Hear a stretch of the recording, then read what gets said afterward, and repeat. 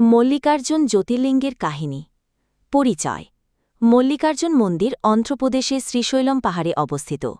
এটি 12টি জ্যোতির্লিঙ্গের মধ্যে দ্বিতীয়। এই মন্দিরকে দক্ষিণ কাশীও বলা হয় এবং এটি একই সাথে শক্তিপীঠ হিসেবেও পবিত্র। পৌরাণিক কাহিনী পৌরাণিক মতে ভগবান শিব ও মাতা পার্বতীর দুই পুত্র কার্তিকেয় ও গণেশের মধ্যে একবার বিবাদ হয়। দুই ভাইয়ের মধ্যে কে আগে বিয়ে করবে এই নিয়ে প্রশ্ন ওঠে। শিবজি বললেন, যে পৃথিবীকে 3 বার প্রদক্ষিণ করবে সেই আগে বিয়ে করবে। কার্তিকেয় তার বাহন ময়ূরে চেপে পৃথিবী প্রদক্ষিণে বেরিয়ে গেলেন। কিন্তু গণেশজি নিজের বুদ্ধি খাটালেন।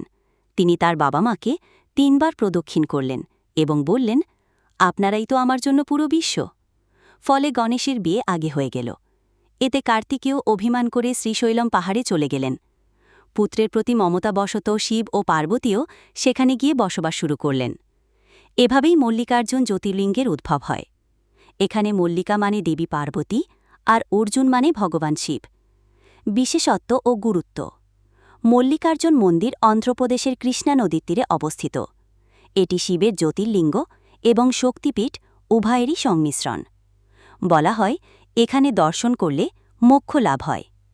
শিক্ষা ভক্তি, বুদ্ধি ও বিনয়ের মিলনেই ঈশ্বর প্রাপ্তি সম্ভব।